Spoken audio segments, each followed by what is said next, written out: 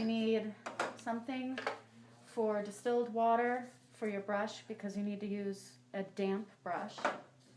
You need something to mix in that won't get stained, a mixing device.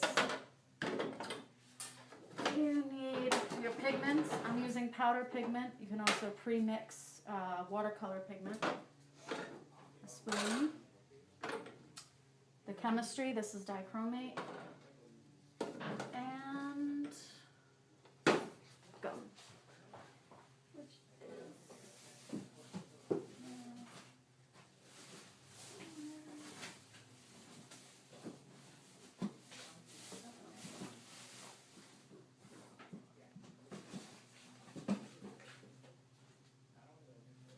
okay. My gum has disappeared. Pause! So this is my little setup. So I have distilled water in like a petri dish because you need to use a damp sponge, not a dry sponge. I have a paper towel to wash off the water to make it damp. It's distilled water here. This is distilled water here to mix my pigment, which I'm going to mix in here, which is a container that doesn't stain. I robbed all this stuff out of the photo lab. I will give it back, I promise. A little mixy thing, an eyedropper, dichromate, which is really dangerous. You have to wear gloves, glasses, and a mask. My pigment, a spoon, gum, and you need rubbing alcohol to mix dry pigments. So the first thing I do is put a little bit in here, and then I'm going to take my dry pigment,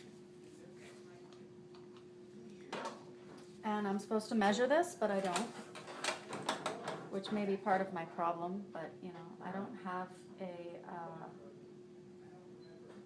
a machine to measure with. So this is all a little bit of guesswork here.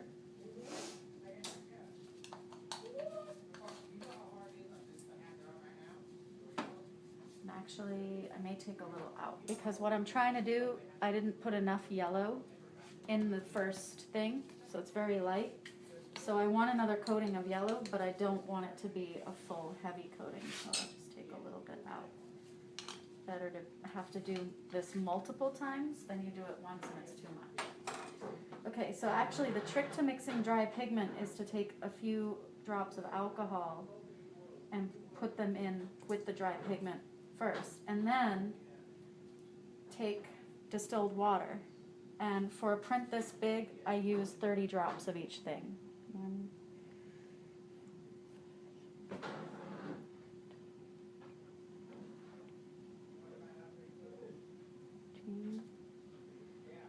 1, 2, 3, 4, 5, 6, 7, 8, 9, 10.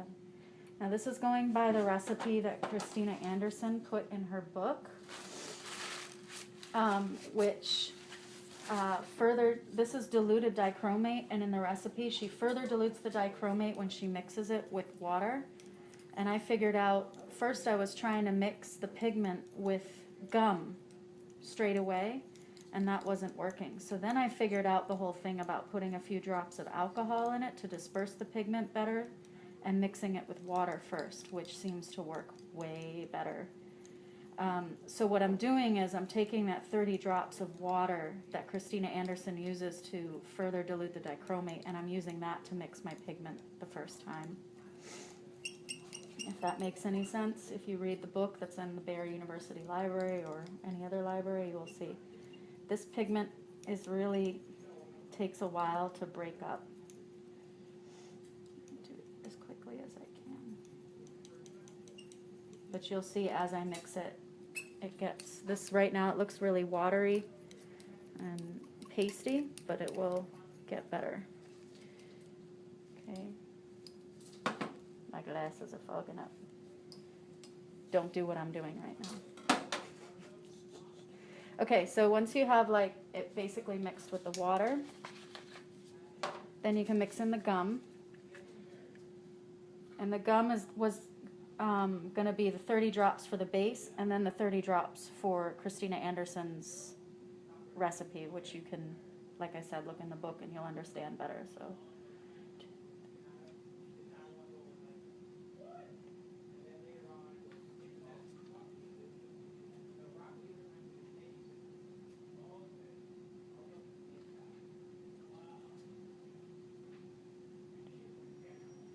So I do the first 30 and just give it a good mix around. And I keep trying to break up those lumpy, bumpy things that are in there and getting the edges here. And you see it's turning a nice orange. You're not going to get everything unless you sit here for like an hour, which we're not going to do. And then I do the next 30 drops.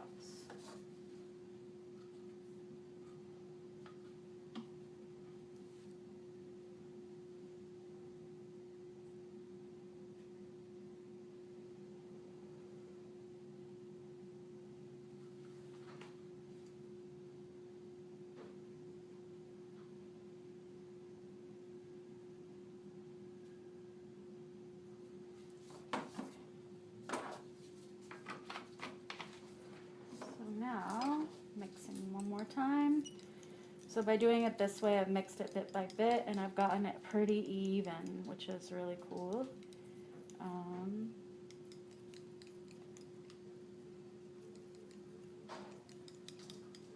Not too many lumpy bumpies in there.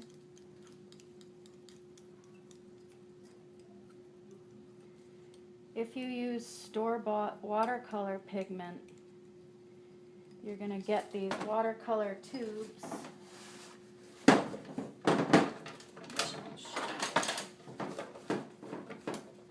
it here.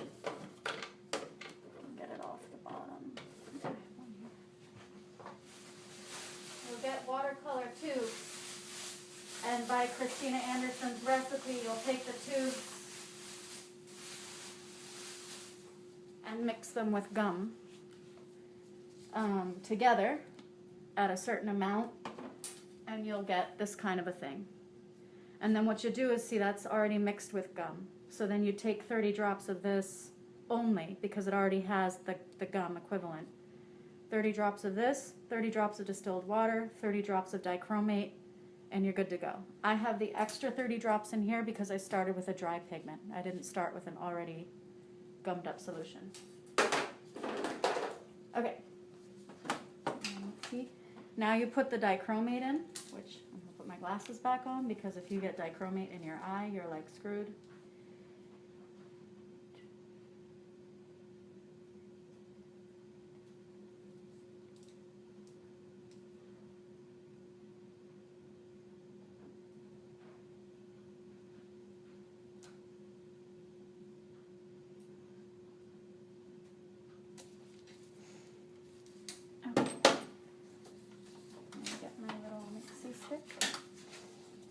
And mix it around. In the book, she said that your mixture should look and feel like a cream, like, you know, cream that you buy at the store that you put in your coffee. So it should have like a creamy texture. This has a little bit more of a watery texture, and I think that might be because I took some pigment out in order to make it more thin. So, but that's okay, because I don't want it to be too heavy to start, because I'm not trying to turn the print orange. I'm trying to just add orange. So this is taken me 3 months, and you really have to experiment a lot to start getting an idea of how to do everything. So don't go into this thinking it's going to be easy like I did, because I'm a freaking idiot for doing that. All right, so I have my little spongy thing here, and I'm just making it damp, so that because if you don't, then it will like suck in all the stuff, and then you can't spread what you need to spread over the paper. But you don't want it wet, because then it adds water to the solution, and that's not good either. So this is, how to get this there. All right, so what you're going to do, you take your print and you kind of start and just draw the pigment across, and then quickly brushing it around just over all the print to get it going. And you want to go back and forth and up and down and very lightly. And I can actually see already that there's too much water in this mix. Either there's not enough pigment or not enough gum, because there's little bubbles forming. Not bubbles, but like it's not an even like coat. But that's okay. you know. So you just want to keep going up and down very lightly to get it really evenly coated. Don't push down very hard or you'll start getting marks. And what will happen is it will go out on itself. But if you keep going too long and too hard past the point where it's sticky, you will start seeing really heavy like sponge strokes. So I'm going to stop there because I've started to sort of see that and I don't want that. It will come out most of it and it will end up being even, but if I kept going, then I would have permanent ones. So then you just put your brush back down and this over here, and remember that there's dichromate in all of this, so it's very dangerous. So don't, take your gloves off until you've washed it. But what you want to do here now is you need to dry this. And what I've been doing is using a negative dryer. Oh, and you can see one hanging there. That's a screw up. Too much red. Christina Anderson's recipe, the amount that's in there, I figured out, is for a monotone print. So if you want to make one color using a negative, that's why it's so heavy, and that's why I'm diluting it down, because I'm doing or 2 or 3 layers, and it's too heavy at that point. Anyway, okay, so I'm putting this in the negative dryer. You do not want to expose gum to heat while it's drying because that will harden the gum and then it won't rinse off, and you need it to be water soluble. So the negative dryer heat is on off, and then I just turn it on, and to dry it in this takes maybe 15 minutes. Okay, now you can see. Okay, so don't do this, or else you might get dichromate poisoning, but I just like to feel, and it's dry. Don't do as I do, do as I say. So it's dry, and you can see it's like a nice orangey color over the rest of the print. But it's not going to be that orange after you wash it. So this is a plate burner. You can either use this, which has a UV bulb, or you can find one of these, make one, which has UV bulbs inside. Or you can just buy a UV bulb and do test strips at home. So I take this and, okay.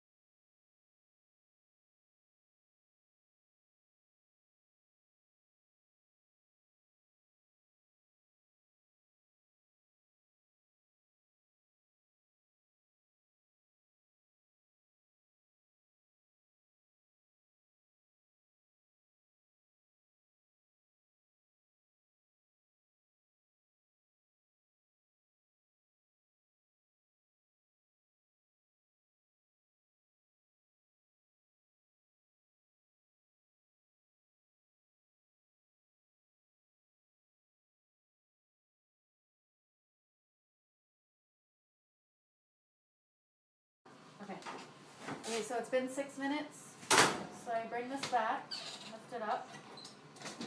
First of all, I put my negative face down because in the heat, sometimes the ink will stick to that and mess up the negative in the glass.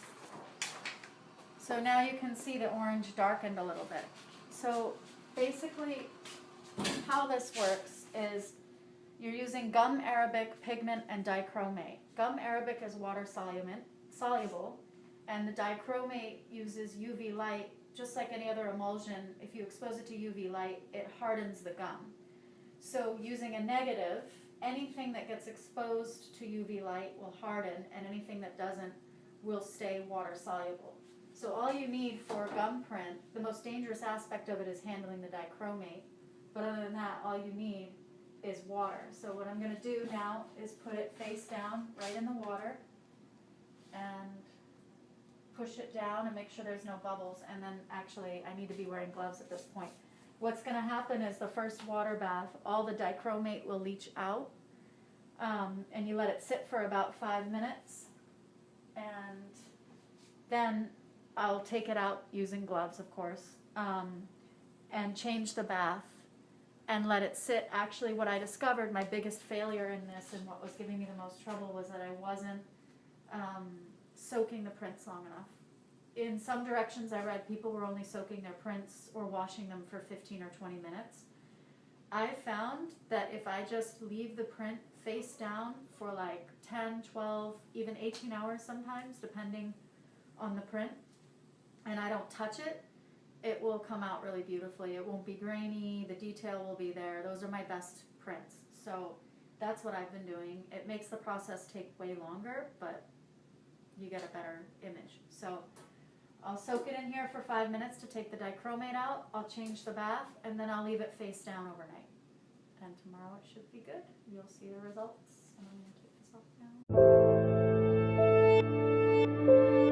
now.